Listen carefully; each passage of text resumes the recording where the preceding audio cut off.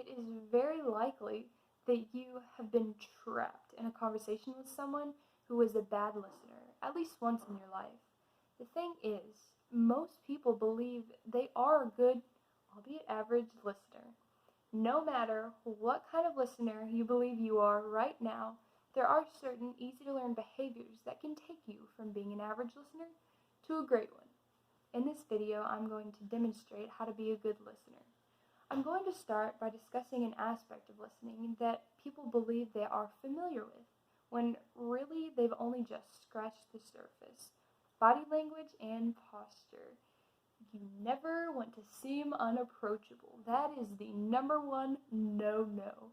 And whether you're aware of it or not, your body gives off certain natural cues that another person's brain will interpret as either, "Hey, you're free to tell me your life story," or "Never tell me anything because I'm probably not listening in the first place."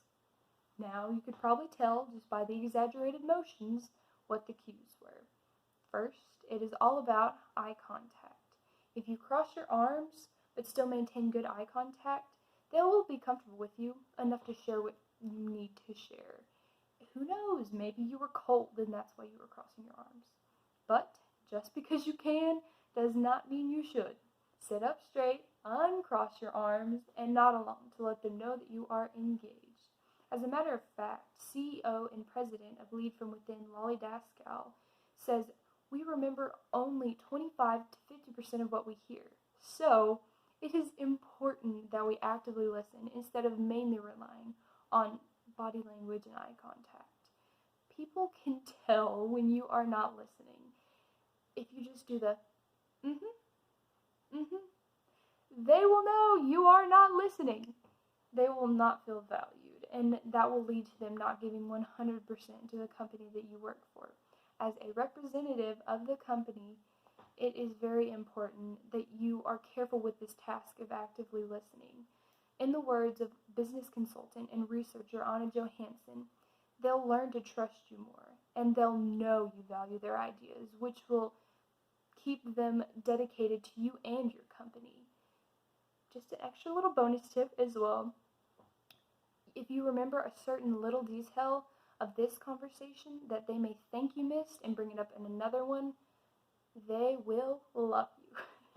They'll be surprised in a good way, of course, and this will in turn boost their efficiency and their work ethic. Right along with actively listening is not interrupting in the middle of the conversation. Some people like to jump in while another person's talking with unwanted advice and opinions. Please do not do this.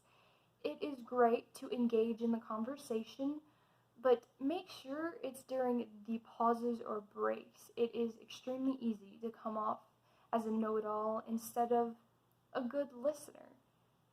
And right along with that, if you are asking questions during the breaks or pauses, make sure they are open-ended or clarifying questions. This will let them know that you are actually listening and you are engaged with what they are saying. Some open-ended or clarifying questions could be, "So, tell me about why you find this offensive," or "How do you see this impacting your future?"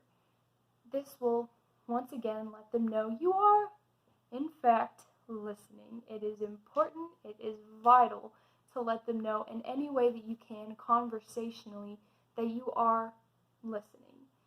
Since I'm going into a business-related field, it is very, very important that I maintain good body posture and eye contact, actively listen, and use open-ended or clarifying questions to be a good listener.